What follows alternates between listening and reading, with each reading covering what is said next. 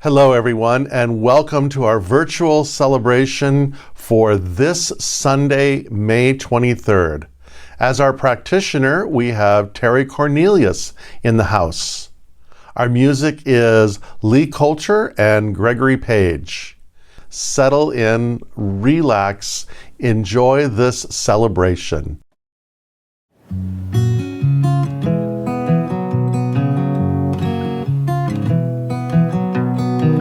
Driving in a car or in a cinema, you're probably gonna hear a song today. You're singing like a star to the soap bar, and nothing can go wrong today. 'Cause there's a remedy in every melody to all the trouble we have to face. It's like a best friend from the high end to the bass.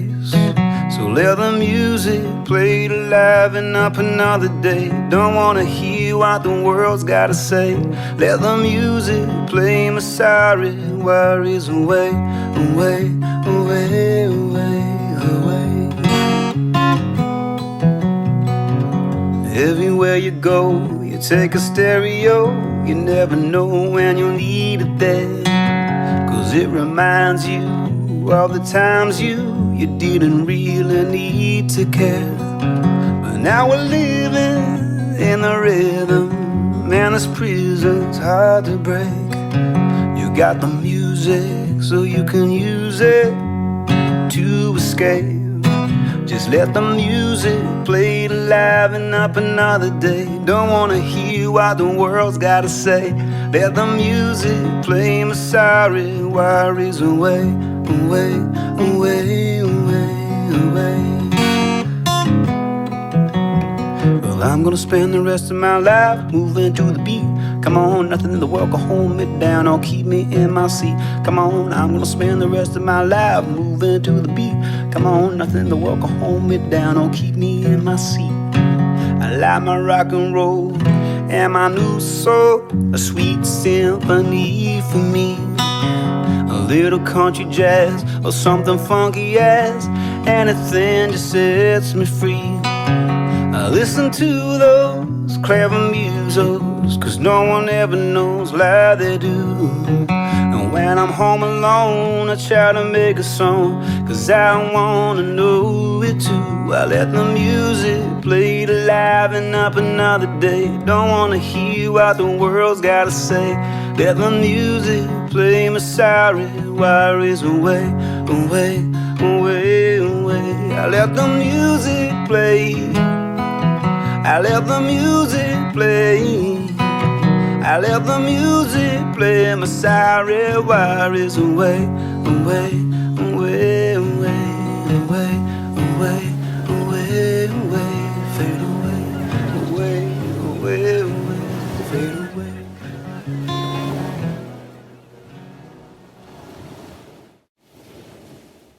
Are we so lucky to have Lee Coulter here today?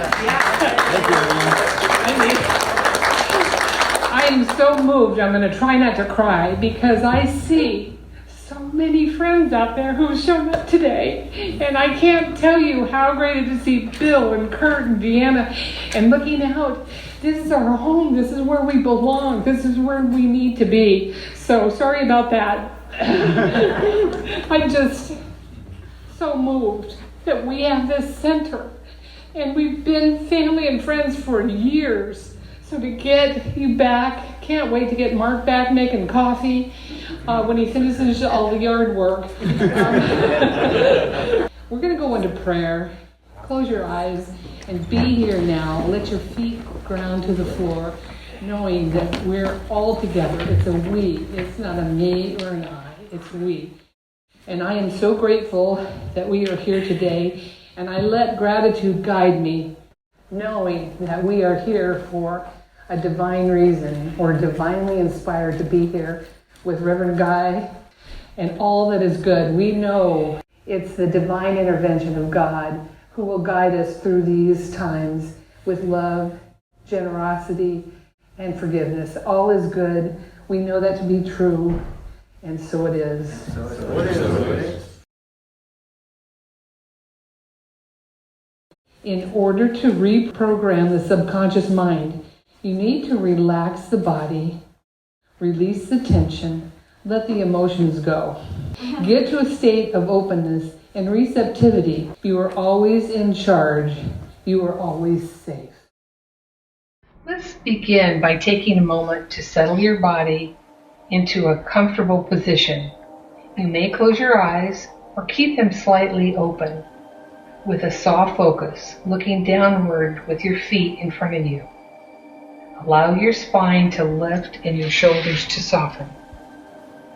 Today we will practice focused attention. During this meditation, you will focus on your breath.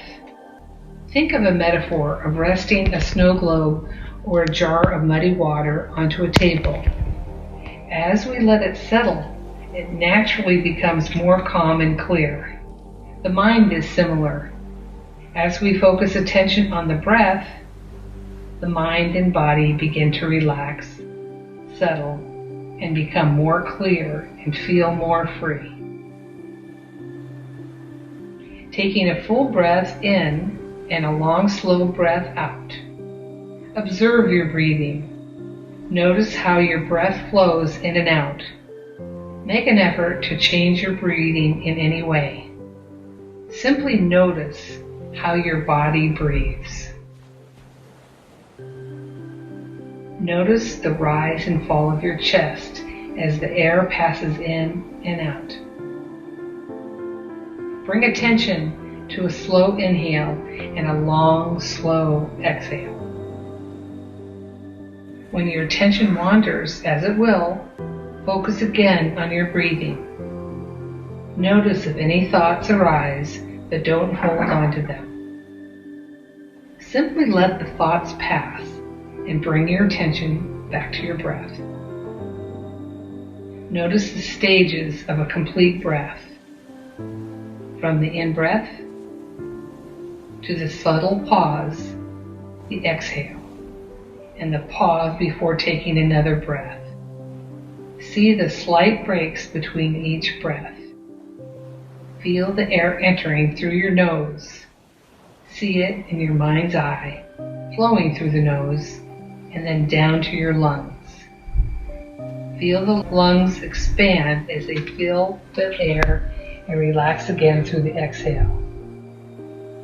As thoughts arise, simply allow them to pass and return your attention to your breathing. Let's finish now with a full deep breath in and a long slow breath out. And so it is.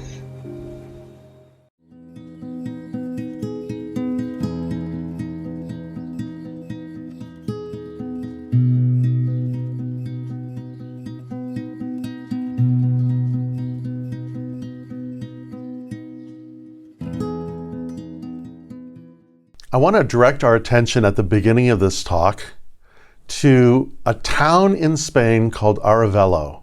The date, May 17th, 1541. A young man by the name of Ignacio as he was called, was the 13th son of a petty Spanish aristocracy. He would never reach the dukedom of his father because of his where he sat on the family line. And so he was sent to court, became a courtier, a gentleman, a page, and eventually a soldier. So on this particular day, May 15th, 1541, the French were invading into Spain, into the Basque country from where he was. Being brave and reckless at a very young age, in his early 20s, he and his fellow soldiers were summarily routed. And he was in the battle. His leg was shattered by a cannonball. Now, what's very, very interesting is that the French were so impressed by him, and because of the rules of chivalry, they carried him for 2 weeks to his hometown in Loyola, Spain. And there for the next 2 years, with very little to read, no internet, no TV, no smartphone, nothing but the bed and his mind, he spent the next 2 years just simply reflecting. And apparently he had a couple books, and that was it. most of what he did in the realm of the imagination. And this is what's really interesting about Ignatius, is that when he thought about going back to war and being a soldier again, he could feel his body close down. You know, the body doesn't lie. He could feel what he called a disconsolence within him. But when he thought about doing good works, about really striving for an ideal that was greater than him, he felt a sense of joy, a sense of exuberance. His body literally began to open up. And so he made the decision that that's what he would do. And he founded the Society of Jesus, the Jesuits. And of course, my spiritual hero, Pierre Teilhard de Chardin, was part of that tradition. But really what I want to talk about is something that is referred to as his cannonball experience. And the reality is this, is we've all had them, haven't we? A diagnosis, a loss of a job, the loss of a loved one, something so random, something so unexpected that it literally knocks us, it shatters us. But in that moment, and it's not that it's been predestined or planned or that it was meant to be, but in that moment, if we are willing, if we are open to being guided, if we can listen to our intuition, if we can change our perception of things, those times can open up to some of the greatest blessings or opportunities in our lives. And I ask you, have you had a cannonball experience?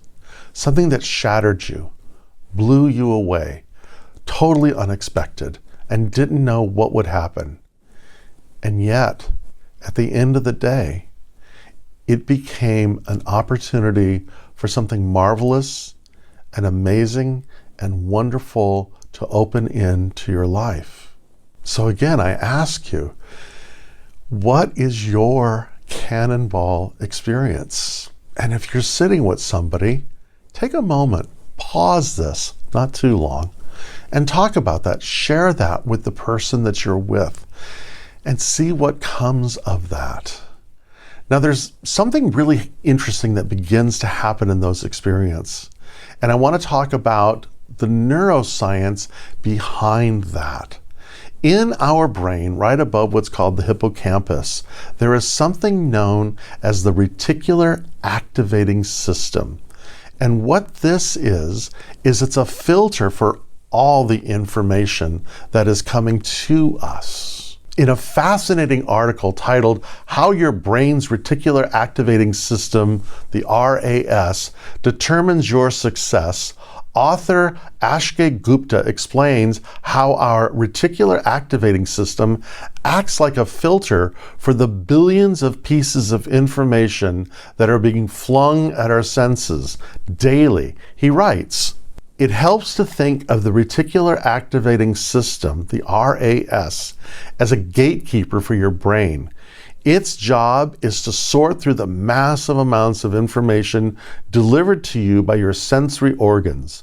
Some of these stimulations always get through. For example, hearing your name called.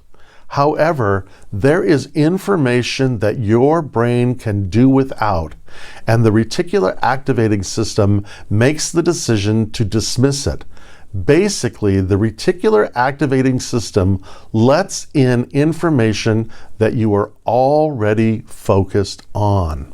Think about that. There's this filtering system that is going on in your brain. And here's some examples that I think. Have you ever thought about buying a car and you were wondering what kind of car you wanted to get? Maybe you decide, I want a red car, or I want an F-150 because they're in the news right now. And then all of a sudden you start seeing those things around. or numbers. I know for myself, it is not uncommon for me a couple times a week to look at my clock and see 11:11. It's amazing.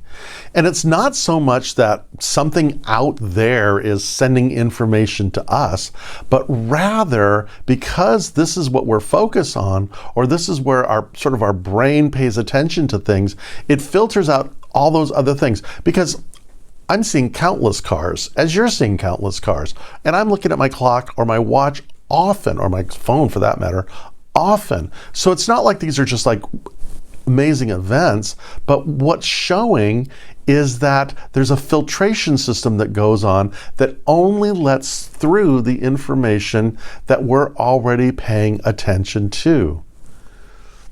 Mel Robbins was the first person I ever heard to discuss the RAS. Explained it this way: guess who programmed that filter? You did. And so did the people from your past. And so, if you constantly feel like you are unlovable, guess what? Your reticular activating system is going through the day, and it's going to the point of every single piece of evidence that confirms that negative belief that you have. If you think that people don't like you at work, the reticular activating system, the filter, it is literally going to be looking for evidence to confirm that belief all day long. In other words, we create a belief, and our reticular activating system goes on a hunt for evidence. And this could be to our advantage, and it could be to our disadvantage, because how this operating system is working isn't so much on what's best for us. It's more about what we're paying attention to. And we've been talking about this all month. Where our focus is where our awareness is, and then we begin to adopt a lifestyle and circumstances and situations that confirms this. It's kind of like when something happens in your life, you go, well, of course it happens. It always happens that way. You know, we are simply making ourselves right, whether it is good for us or not. But you know, it can work in a really good way for us. Ernest Holmes, the founder of our particular teaching, says it this way in the Science of Mind text: while we could not expect to demonstrate that which is contrary to the nature of our own existence, we not only believe, but we know that it is entirely possible through mental treatment, through right thought and belief, to greatly influence our environment, its reaction to us, the situations we meet, and the conditions we contact. There is such a thing as demonstration and a control of conditions. So let me ask this: where are you being lured? Where are you being guided? Where are you being supported? And is your attention on those particular things? Emma Curtis Hopkins says this. She says that if we can be in touch with our heart's desire and speak those things, then we have already done the lion's share of the work that is needed in order to demonstrate. In her book, Excuse Me, Your Life is Waiting for You, Lynn Grabhorn sort of makes a kind of a formula of how we can go about using our reticular activating system to our advantage. And the first thing that she says is this, is to know what you don't want. In other words, don't focus on the things that you don't want. Don't say things like, I don't want to be sick. I don't want to be overweight. I don't want to be alone. I don't want to be broke. You know, because our attention, our focus is on the things that we don't want. And guess what? The reticular activating system will send us, or will filter to us, those exact things. And instead, she says, as her second point, is find out what you do want. I want to be healthy. I want to be generous. I want to be prosperous. I want to be able to give and receive love. I want excitement and adventure in my life. And then the third thing that she says is this, is once we're clear about what it is that we want, is to allow ourselves to get into the feeling, the experience of what that is. Because the feelings generate the emotions which anchor in memories into our body that allow the reticular activating system to begin to filter on those things. Yeah, I want great adventures in my life. I love being generous. I'm enjoying health and happiness. And as my attention is on those things, I'm feeling it. Just like Ignatius, he could feel it in his body. Do I want to be a soldier? Not so much. Do I want to serve for a greater purpose and help other people? Do I want to see God in all things? Yeah, and I can feel that. And then finally this, to be open to receive, to allow that what you do want to come to you. And this is the path of receptivity. We don't say it has to come this way and at this point or at that time period or any of those things. The thing about working with a loving and generous God is that its idea of our good is always, always bigger than our idea. So if we can just acknowledge, man, I don't want that. Let that go. I do want this.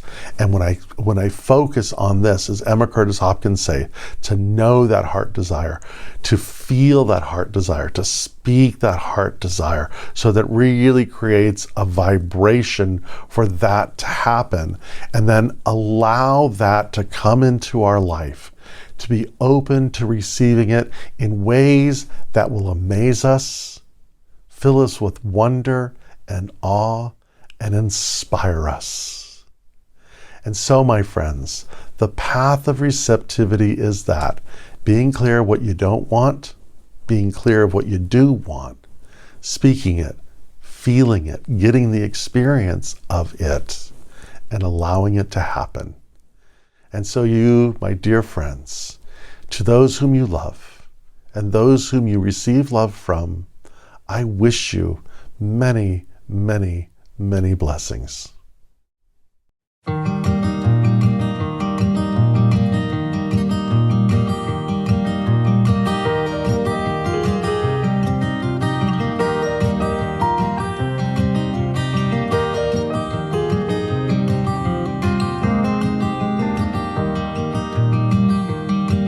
My hope for you all along has been take care of yourself. To your heart be true, sing your own song, don't follow everyone else. And may all of your dreams come true. And when you think you've lost your way, those thoughts are just not true. Don't let them shake, don't let them rattle you. 'Cause every day's a new day. Count your blessings, I say. Get out of your own way so you can move. Don't look behind and ask why. Our ticket is for one ride. Green lights and blue skies are on their way.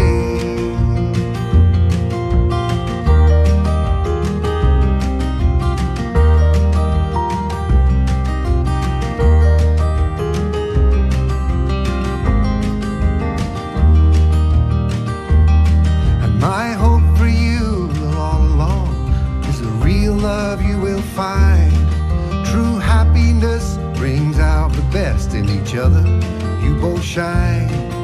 'Cause in this crowded world that's hard to find.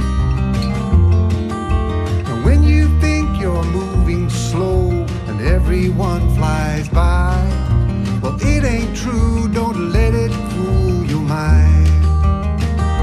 'Cause every day's a new day. Count count your blessings, I say. Get out of your own way so you can move.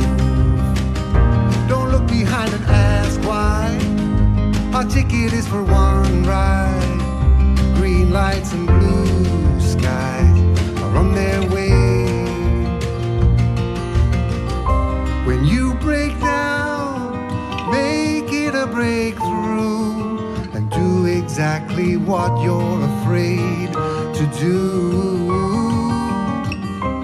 Day and night, life is dark and bright, and together with your shadow, you'll get through.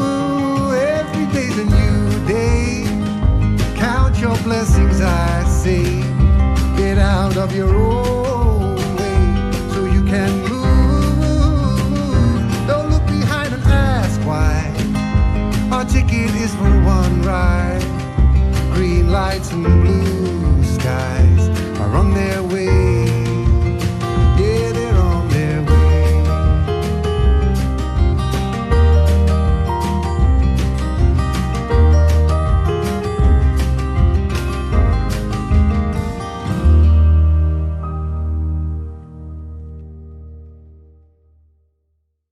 You know, I'm sitting here thinking of what brought me here. That man right there. I heard him talk and I thought, there are people who think like me. And this man opened my heart, opened my mind. If he does that for you, that's why we keep coming back. It feeds that need. And he said to me, this is a confession, I will admit. He said, Terry, when are you going to join?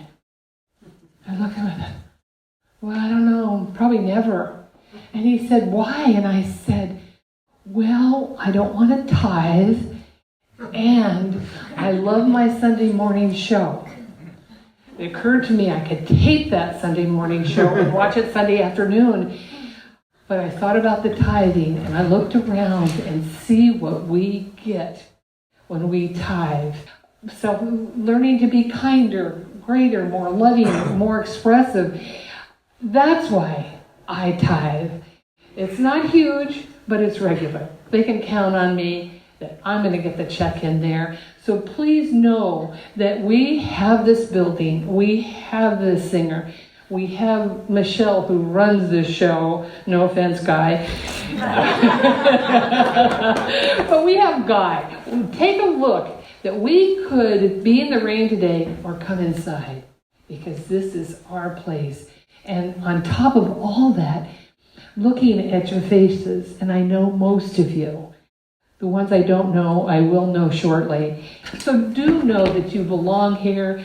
If you're new, you don't have to be new for long. Get involved, take a class, and join us. This is a great ride, and so it is. So it is.